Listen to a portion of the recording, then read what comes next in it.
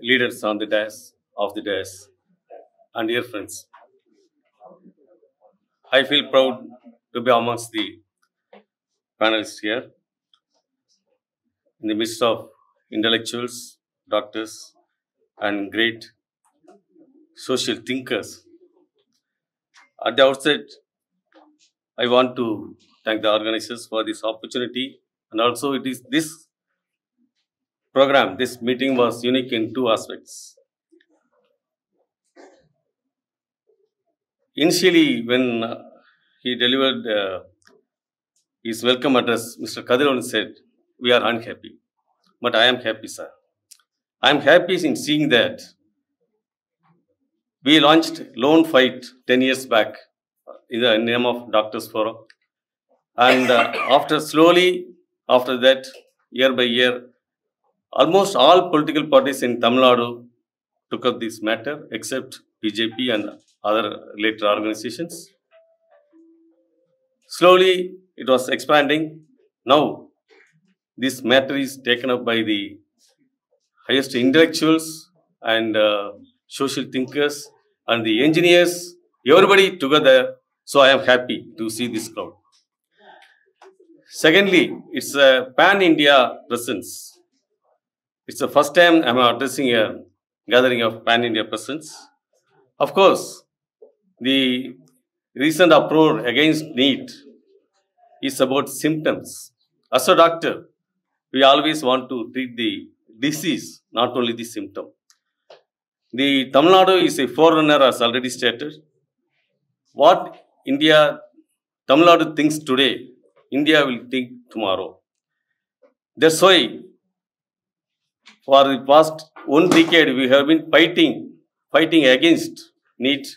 Now only these North Indian brothers has woken up. That's why both of them have come here to hear from us and learn from us and spread this message pan-India.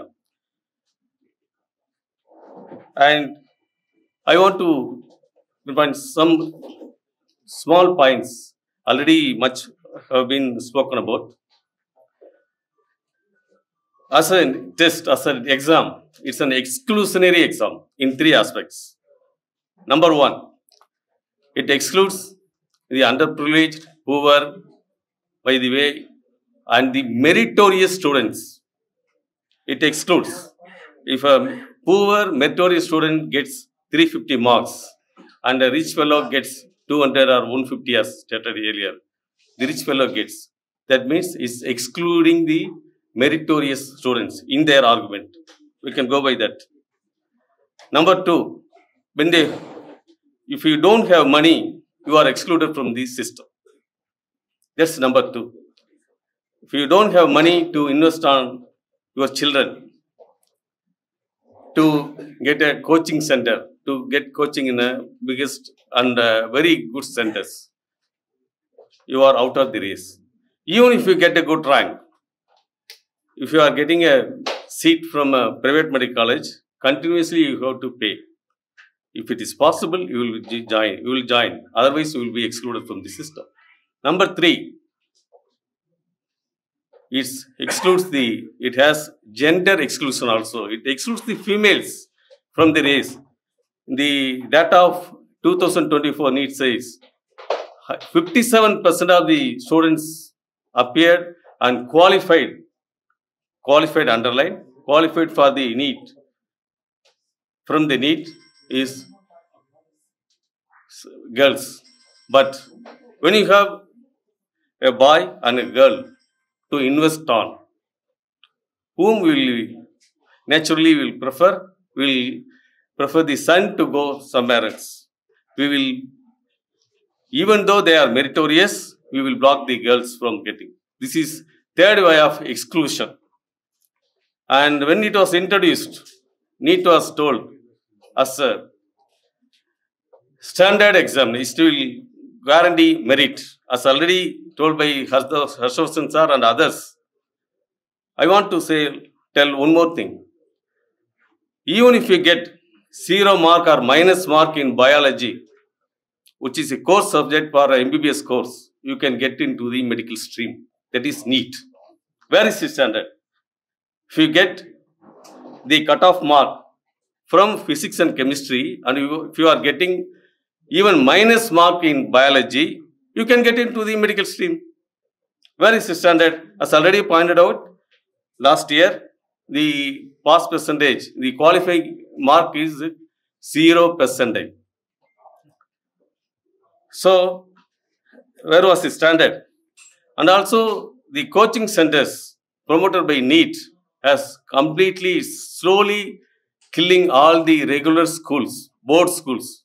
Since you are not giving enough attention and respect to, or you are not giving weightage to the +2 board exam, slowly they are being killed by the dummy schools or ghost schools. What they do? They enroll students, they have in their register, and they allow us, their candidate, to appear in the examination, but all through the year, they are in the coaching center. What the CBSE or the CEOs or education officers are doing? They are encouraging. Not only in Kota, in Tamil Nadu it's happening for the past 3 or 4 years. Slowly the regular schools will lose their stream. Then students already pointed out, they are put under great mental pressure.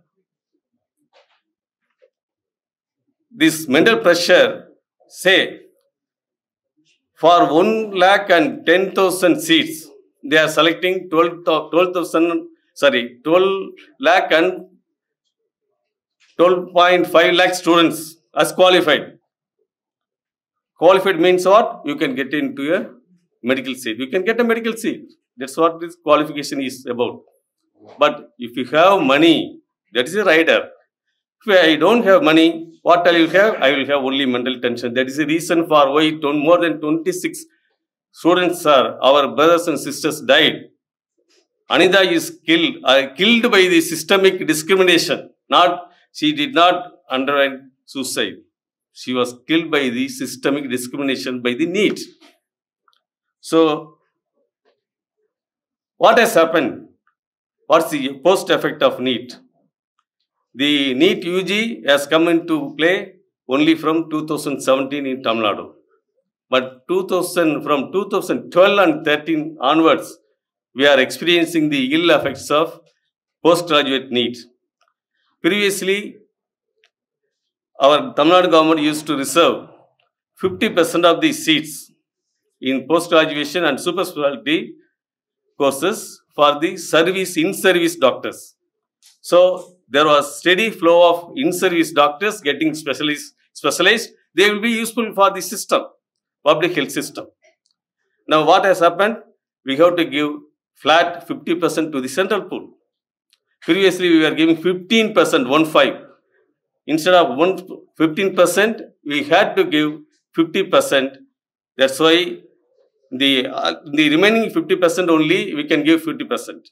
That means effectively 25% of the total seats only what we create with our public money, our tax. Only 25% is allowed or taken up by the service postgraduates if it is given properly. That's also being challenged every year. That scheme of giving a service PG quota. And recently there was a news. 79% of Elimination should, I request him to take a note of it. 79% of the specialty positions are vacant in the upgraded primary health centers. There's a news about 2 days back. What has happened? Because of PG NEET. Already we are suffering. Already we have started suffering. Even after this, if you are not waking up to wage a full-fledged fight, friends, we are losing the war. And then not only that effect, what will happen? Think, public health system, we don't have adequate doctors. Then what will the people think, or the government will say, central government can say, you are not managing the public health hospitals properly, so give it to private agencies. So it's a means for privatization. It encourages privatization in all forms. as already pointed out, from NEET is an instrument by the market forces to get doctors for the corporate healthcare and private healthcare, not for the public healthcare. So that the meritocracy, everything, the NEET started as a meritocracy. On the basis of meritocracy, slowly it is now, since its lack of democratic tenets, it is ending up in autocracy. That is what we see about NEET. And there's, I think we can talk much in the length, much more, but I want to finish it off for lack of time. Thank you very much for this wonderful opportunity.